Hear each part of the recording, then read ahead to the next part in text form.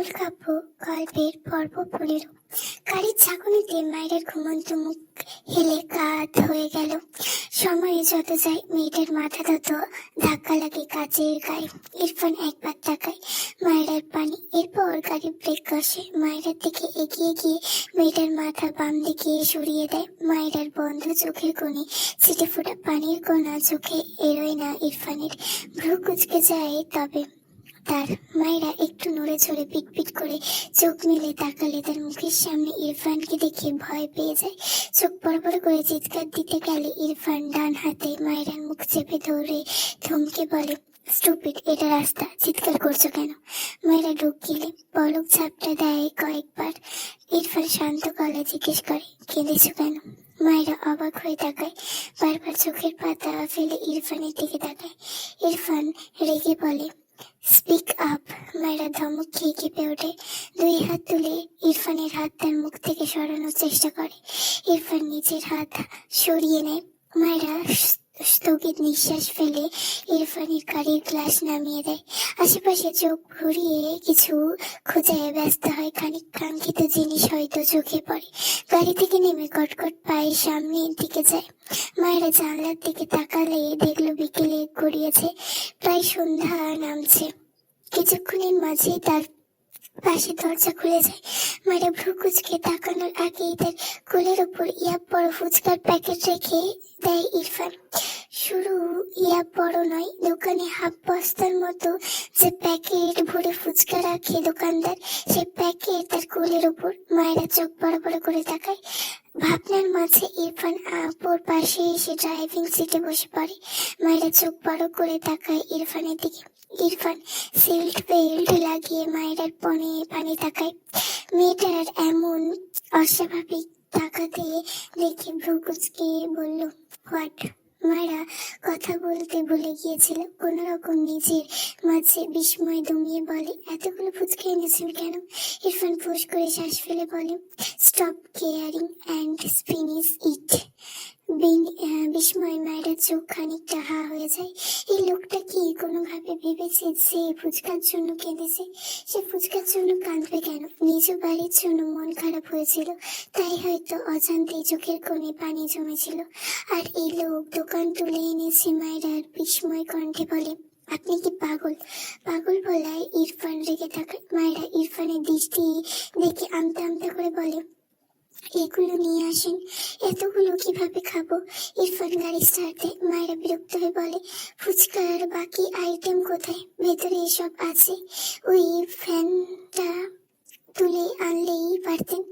ইরফান গম্ভীর গলায় বলল, গাড়িতে জায়গা হবে না। মায়েরা দুই হাতে এত বড় ফুচকার প্যাকেট ধরে তার সাথে মাথা ঠেকিয়ে ইরফানের দিকে তাকায়। আপাতত তার খাওয়ার স্বাদ মিটে গেছে। সে ভাবছে গ্রামে গিয়ে একটা কবিরাজ দেখানোর ব্যবস্থা করবে ইরফানকে। সত্যি সত্যি যদি দিন ধরে থাকে তবে সেটা ছাড়াতে হবে। ইরফানের ফুপি গাড়ির দরজা খুলে সামনে ইরফান আর মায়েরাকে দেখে হাসে। তার ভাই ফোন করে বলেছে ইরফান আর ওর বউ আসছে। মায়েরা তাদের গ্রামের হাওয়ায় ইরফানের ফুপির সাথে মায়েরার বেশ ভালোই সখ্যতা আছে, কিন্তু মায়েরা হাতে এত বড় ফুচকার প্যাকেট দেখে অবাক হয়। কিরে মা, মায়েরা তুই ফুচকার দোকান তুলে এনেছিস কেন? মায়েরা ভেতরে যেতে যেতে বলে, আমি আনিনি গো খালাম্মা, তোমার এই ভেতিজা এনেছে। শুদ্ধের মা ঘরের দরজা আটকে ইরফানের দিকে তাকিয়ে বলে, তুই এনেছিস? তুই তো এসব খাস না, কি করবি এত সব? ইরফান কিছুটা বিরক্ত বোধ করে ফুপির কথায় মায়েরা টেবিলের উপর বড় প্যাকেটটা রেখে এসে বলে, খালাম্মা, তোমার ভাতিজাকে একটা কবিরাজ দেখানোর ব্যবস্থা করো তো, জিন ধরেছে হয়তো। ইরফান রেগে বলে, হোয়াট রাবিশ। মায়েরা ইরফানের দিকে তাকায়। ইনোসেন্ট ফেস বানিয়ে মুখ একটুখানি করে রাখে। শুদ্ধের মা ইরফানের গালে হাত দিয়ে বলে, আজ থাকবি কিন্তু। ইরফান গলা ঝেড়ে বলে, আজ আমার কাজ আছে ফুপি, যেতে হবে। শুদ্ধের মা রেগে বলে, কাল শুক্রবার, কাজ যেতে হবে বুঝলি। পেছন থেকে মায়েরা বলে, খালাম্মা, ওনার অনেক কাজ কাজ, তুমি বুঝতে পারছো না? নিঃশ্বাস নেওয়ার সময় নেই। এরপর ইরফানের দিকে তাকিয়ে বলে, আপনি চাইলে এক্ষুনি যেতে পারেন। শুদ্ধের মা চোখ ছোট ছোট করে তাকায় মায়ের দিকে, এগিয়ে এসে বলে, কদিনের স্বামী, এত খোঁজ খবর রাখতে এসে গেছিস? মায়েরা থতমত খেয়ে তাকায়। ইরফান তীক্ষ্ণ চোখে মায়ের দিকে তাকিয়ে আছে। অন্তঃপর গভীর গলায় বলে, আমি থাকছি ফুফি। ইরফানের কথা শুনে মায়েরা কাঁদো কাঁদো মুখে ইরফানের দিকে তাকায়। লোকটা তাকে শুধু ধমকায়, গেলেই তো ভালো হতো, থাকতে চাই কেন? অন্তঃপর অসহায় কণ্ঠে বলে, আপনি থাকবেন কেন? ইরফান রেগে বলে, থাপ্পড় দিয়ে তোমার দাঁত ফেলতে স্টুপিড। মায়েরা কাঁদো কাঁদো মুখটা নামিয়ে এইদিক ওইদিক চোখ ঘোরায়। ইরফান তার বরাদ্দকৃত ঘরের থেকে যেতে যেতে গম্ভীর গলায় বলে, এক কাপ ব্ল্যাক কফি দিও তো ফুপি। ইরফান ঘরে গেলে তার ফুপি মায়েরার হিজাবের ওপর দিয়ে গান টেনে ধরে। মেকি রেগে বলে, আমার ভাতিজার পিছে এভাবে লাগিস না কি সারাদিন? মায়েরা দাঁত কেলিয়ে হাসে, কোমরে হাত দিয়ে মুখ ফুলিয়ে বলে, এমন মানুষকে জ্বালাতে অনেক মজা খালাম্মা। জানো, তুমিও ভাতিজা একটু বেশি রাগে, কিন্তু আমি এভাবে চালিয়ে নি। শুদ্ধের মা হেসে ফেলে, তা কয়েকটা থাপ্পড় খেলি এ পর্যন্ত আমার ভাতিজার পিছে লাগতে গিয়ে? মায়েরা থতমত খেয়ে যায়। থাপ্পড় তো ভালোই খেয়েছে। অসহায় চোখে শুদ্ধের মায়ের দিকে তাকালে তিনি হেসে বলেন, কম কথা বলবি ওর সামনে, বেশি কথা বলা পছন্দ করে না ও। আর আমি এখন আর তোর খালাম্মা হব না, তাহলে কি হবে? মায়ের কপালে ভাঁজ পড়ে। ইরফানের ফুপি হলে তোর কি হব? ফুপি তো, তাহলে এই নামে ডাকবি।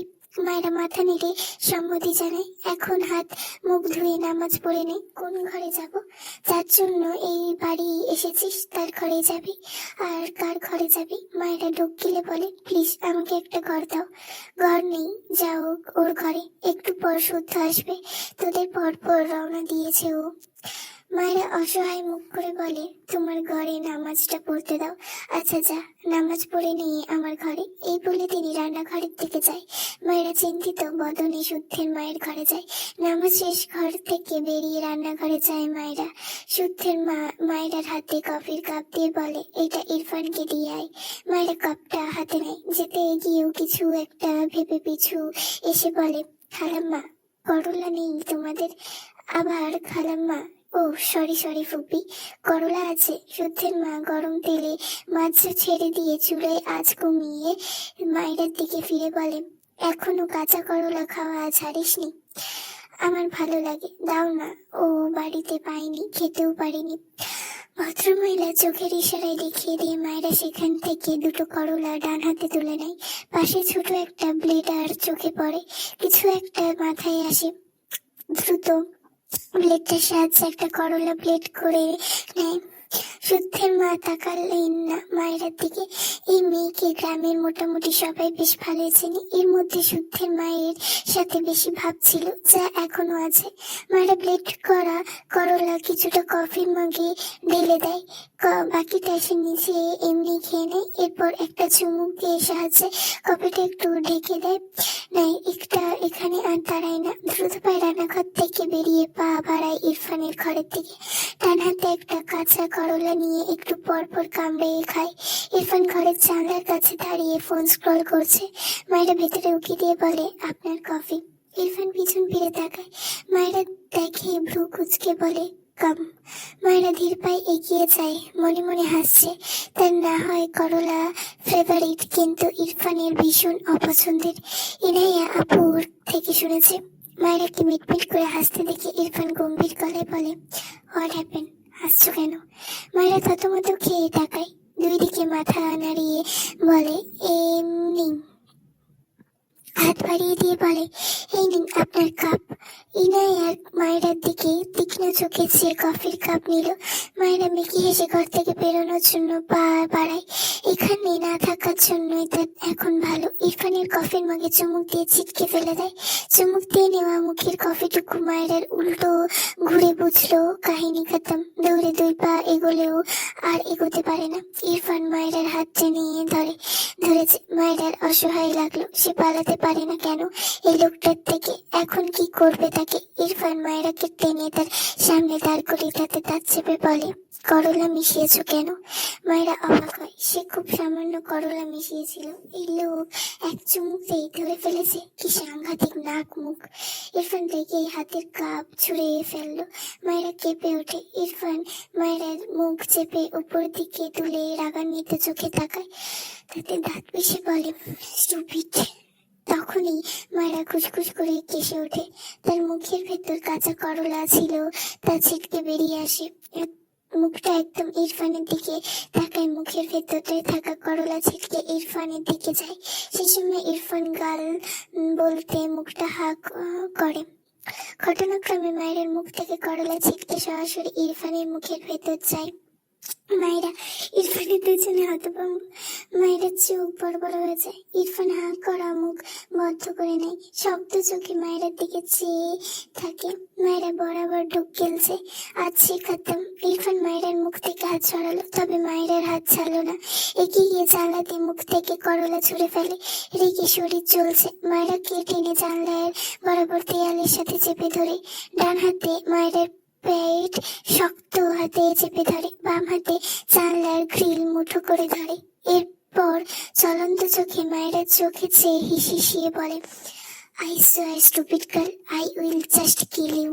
মায়েরা এবার সত্যি ভয় পাচ্ছে, কান্না মাখা গলায় বলে, সরি, আমি ইচ্ছে করে করিনি, বিশ্বাস করুন।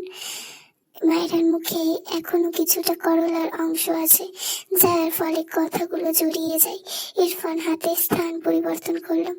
জানলা থেকে বা হাত নামিয়ে এসে হাতে মায়ের পেট ধরে জানলার সাথে চেপে রেখে ডান হাতে উঠিয়ে মায়ের মুখের ভেতর থেকে এসব অখাদ্য জোর করে বের করে দেয়, যেন কোনো ছোট বাচ্চা অখাদ্য ভুল করে মুখে নিয়েছে, তাই জোর করেই শক্ত হাতে বের করে।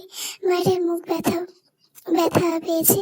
ডান হাত উঠিয়ে ইরফানের কাঁধে হাত দিয়ে ঠেলে ইরফানকে তার থেকে দূরে সরাতে চায়, তবে তার হাত আধ খাওয়া করলা ইরফানের চোখে পড়ে। অদ্ভুত ভাবে মায়ের হাতে ধরে রাখা আধ খাওয়া করলার দিকে চেয়ে থাকে। ডান হাতে নিজেই মাথা চুল টেনে ধরে। হঠাৎই আবারও মায়ের মুখে শক্ত হাতে চেপে রাগান্বিত স্বরে বলে, এই স্টুপিড গার্ল, তুমি কি গরু? এসব অখাদ্য খেতে রুচিতে বাঁধে না। ইরফানের কণ্ঠের আগের পাশাপাশি কিছুটা বিস্ময় মিশে আছে। মায়ের মাথা নিচু করে বিড়বিড় করে, নিজে গন্ডার হয়ে আমায় গরু বলছেন?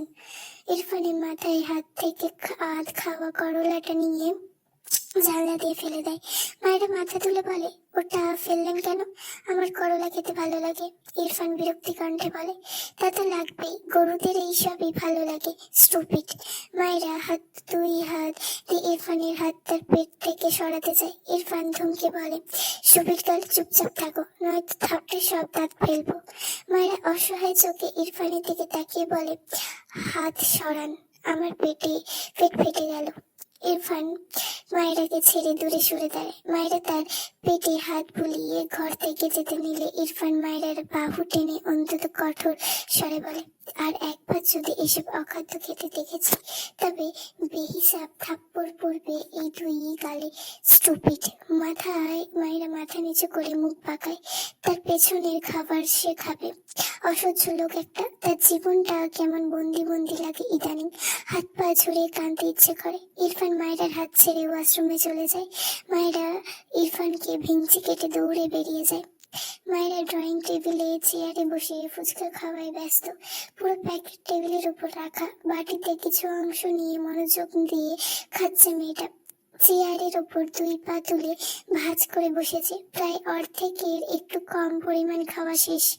একটা বাটিতে কাঁচা মরিচ এনেছে, ফুচকা সাজিয়ে তার উপর একটা মরিচ দিয়ে খায়। একদম ঝাল ছিল না এগুলোই, তাই এই বুদ্ধি করেছে। চোখ মুখ লাল হয়ে গিয়েছে, চোখ থেকে এক ফোঁটা পানিও পড়েছে, তবে মুখের এক্সপ্রেশন বোঝা যাচ্ছে সে বেশ তৃপ্তি করেই খাচ্ছে। মায়ের কথা হলো, ঝাল খাবে, চোখ দিয়ে পানি পড়বে, মুখ চোখ লাল হবে, এটাই তো মজা, নয়তো ঝাল খেয়ে লাভ আছে? খাওয়ার মাঝে হঠাৎই সামনে চোখে পড়লে দেখে ইরফান তার সামনে দাঁড়িয়ে রেখে তাকিয়ে আছে তার দিকে। মায়ের ফুচকা জীবনও অফ হয়ে যায়। অসহায় মুখ চোখে তাকায় ইরফানের দিকে। আবার কি করলো? মেয়েটা মাথা নিচু করে ফুচকা গিলিয়ে নিল। আথার চোখে ইরফানের দিকে তাকালে দেখলো এখনো সেভাবে চেয়ে আছে।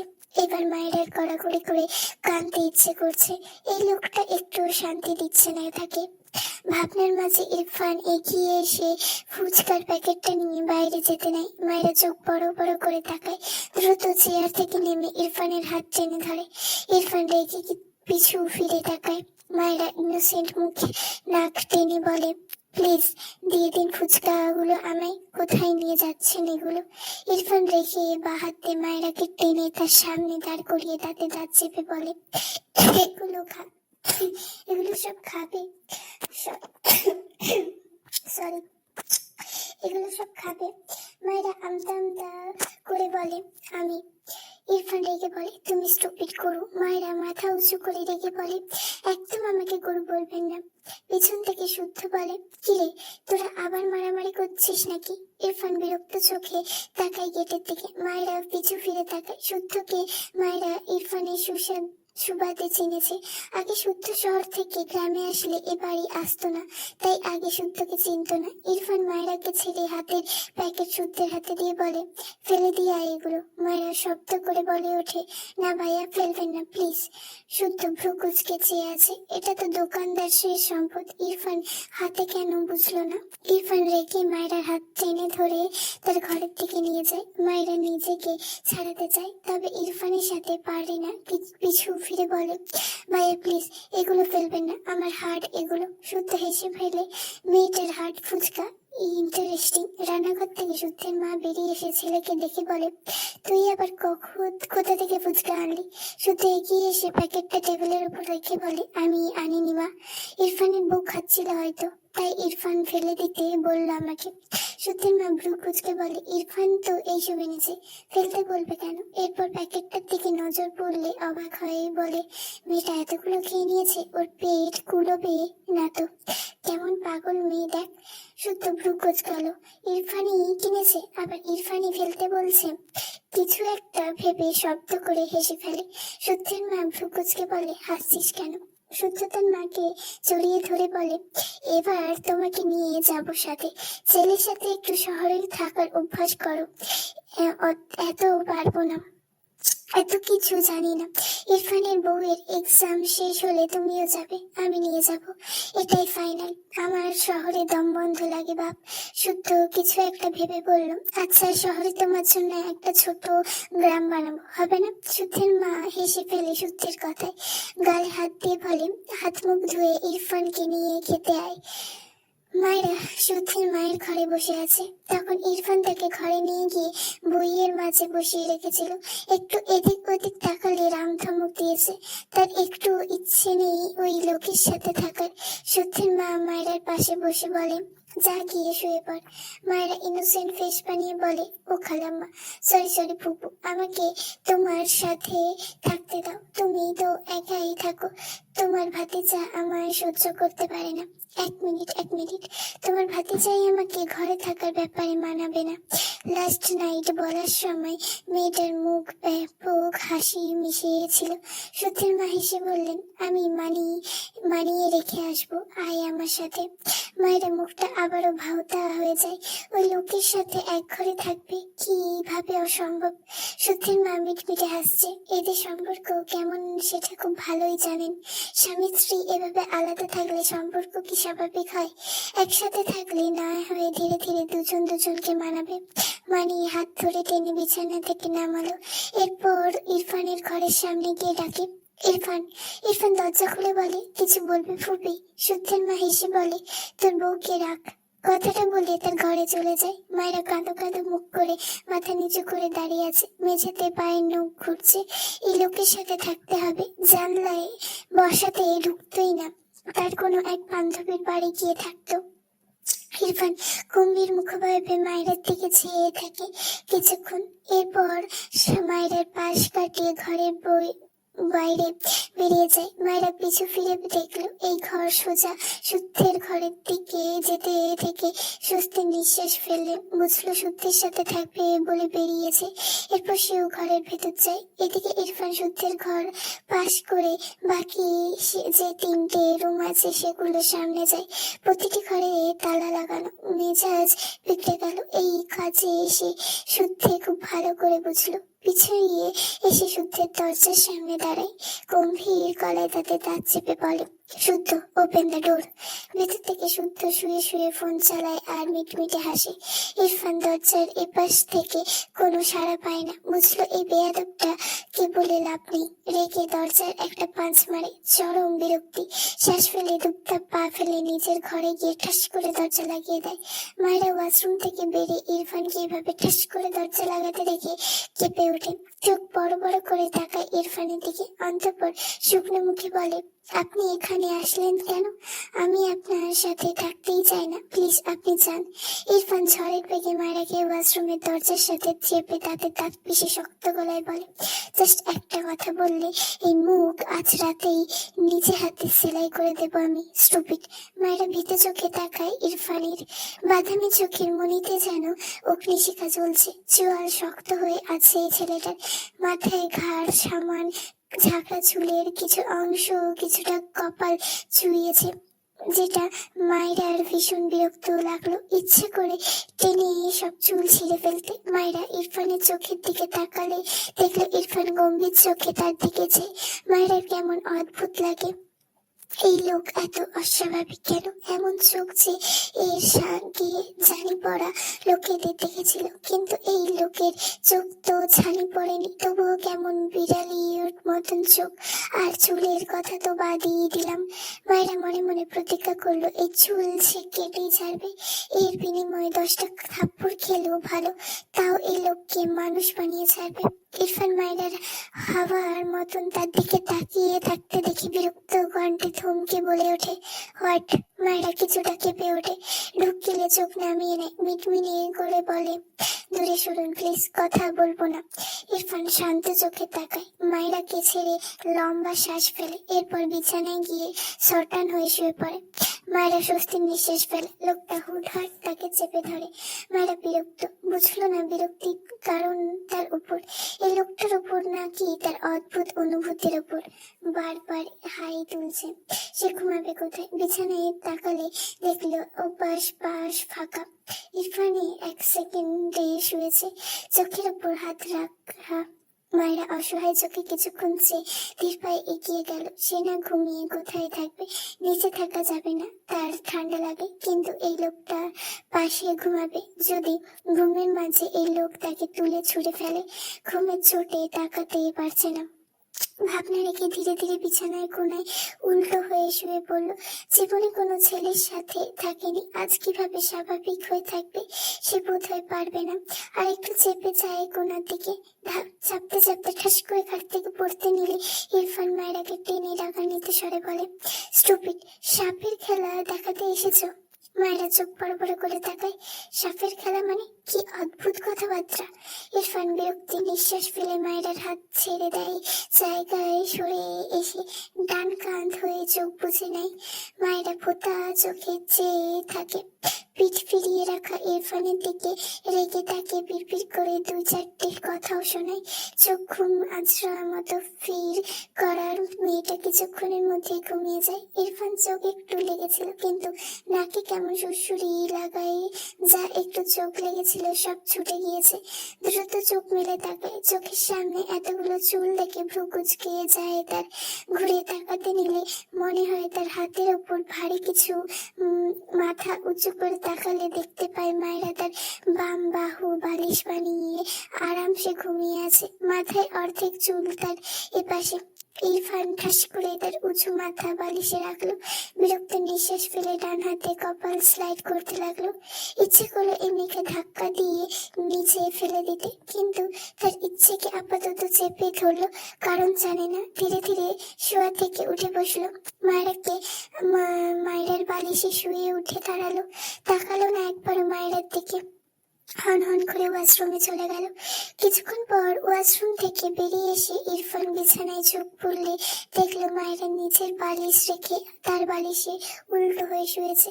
তবে বেটি মায়েরা জায়গায় চুলগুলো কোমরের নিচ পর্যন্ত পিঠ ছুঁয়ে আছে। ইরফান অদ্ভুত ভাবে তাকালো। এভাবে কে ঘুমায়? মনে হচ্ছে ঘুমিয়ে ঘুমিয়ে কাবাডি খেলছে। ইরফান মেজাজ হাই লেভেলের খারাপ হলো। ইচ্ছে তো করলো একে এক্ষুনি সপাটে কয়েকটা থাপ্পড় দিয়ে ঘুমানো স্টাইল শেখাতে। পিড়পিড় করে স্টুপিড বাদর ঘুমিয়ে ঘুমিয়ে স্বপ্নেও বাদরামি করছে। যদি ভালো লেগে থাকে তাহলে like, comment, share and subscribe. যদি কোনো ভুল ত্রুটি হয় ক্ষমাসুন্দর দৃষ্টিতে দেখবেন, আর ভুল হলে সেটা আমাকে একটু ধরিয়ে দেওয়ার চেষ্টা করবেন।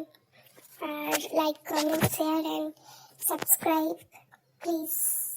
তোমাদের এইটুকুনি ভালোবাসাই আমার দরকার।